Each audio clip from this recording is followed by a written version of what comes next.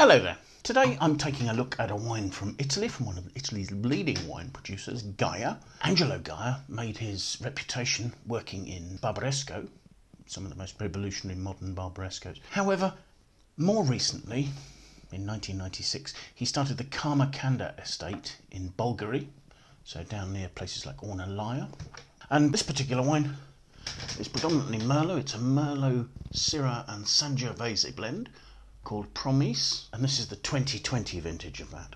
The estate is in the Alta Rema region. It mostly lies in Bulgaria, but also some of the vineyards sit in the neighbouring Bibona. The majority of the soils here are dark soils. They're a blend of clay and limestone. I don't have proportions here, but as I say, the wine is predominantly Merlot with some Syrah and some Sangiovese, presumably in that order because that's as they're listed on their importer's website. The vintage in 2020 saw a warm winter with relatively good rainfall available to build up reserves of water in the soils. There's also plenty of spring rain, but unfortunately in April frosts did a little damage in the vineyard. After that it was consistently warm through the early summer, and it was only in September that there were a couple of heat spikes. Harvest for the Merlot starting at the beginning of September. These didn't cause much of a problem. There was little pre-harvest rain, but actually in general the fruit came in, as long as pickers were selective, the fruit came in pretty healthy, with good ripeness, and in fact had slightly higher sugar levels than on average, producing a wine with 14.5% alcohol. The three varieties were fermented separately, and maceration lasted for about 15 days.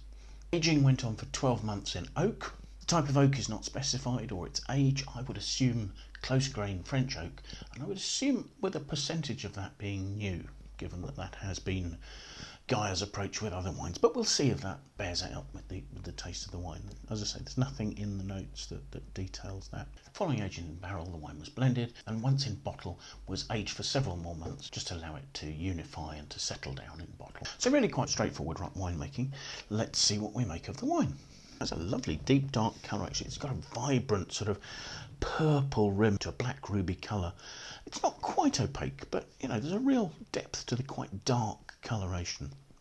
Just looking at it, it's 14.5% alcohol, and it's very readily throwing tears in the glass there, so that's showing the weight of the wine.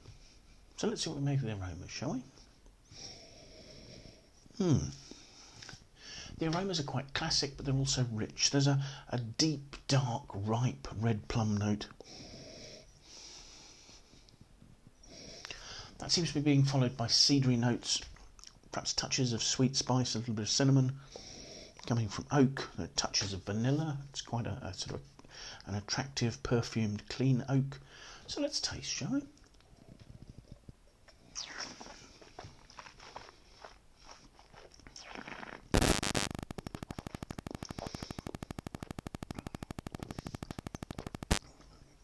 A number of things strike me straight away.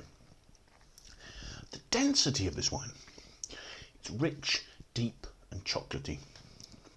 The alcohol's warming. This is full-bodied. Tannins are plentiful, but they're supple, they're velvety, there are fizzy notes, cocoa, there's underlying vanilla notes. So yes, I think there's a proportion of new oak in there, and that's coming under some very rich, ripe, deep, dark plum. We're talking to damson bullis sort of notes here from the Merlot fruit that is typically rounded and rich, and there's almost a sort of a glycerol roundness to the entire thing. There's quite good freshness. The fruit is lifted very nicely. Not so much on the front palate because actually the weight and the richness is there, but you're starting to see it as once you get past that weight on the mid palate. The finish is coming up with a sort of a lovely clean, almost black cherry sort of note. Certainly more of that black plum. There's a velvety texture to the finish. It's rounding it out really nicely. There's good freshness on the finish. It's not overbearing, but it goes beautifully with the plush, rich Merlot fruit and the beautifully handled oak. Actually, it's very nicely integrated, but very clearly there with those sort of cedary, vanilla-y notes. To me, that's an exciting young wine. I mean, I've seen suggestions that this wine is probably only good to age out till 2026. It's a 2020. That seems strange to me for a wine with such structure and such acidity. At the same time, the fruit is very attractive in its sort of primary stage here. So maybe the suggestion is that that's the stage at which it is best to be enjoyed. Certainly, Angelo Gaja and his family, who now do a large part of the management of the estate, traditionally have had a wonderful touch and ability to get balance into wine and an uncompromising approach to producing fantastic wines. I think this is superb. I'm really enjoying this. And for one of Gaja's wines, although it's not a cheap wine, it's not ludicrously expensive to experience this sort of quality of wine. So thank you very much for watching. I hope you've enjoyed the tasting. I would strongly suggest going in and trying a bottle of Promis. Evidently the name Promis means it's a wine that shows promise, and I would certainly agree with that. And hopefully if you get the chance, you'll find the same thing. If you've enjoyed the tasting, do please like and share. If you have any comments, do please leave them below. If you'd like to sign up and follow us on YouTube, that would be fantastic to gain more followers. But most importantly, I do hope we'll see you for another video tasting in the very near future. Thank you very much. Bye for now.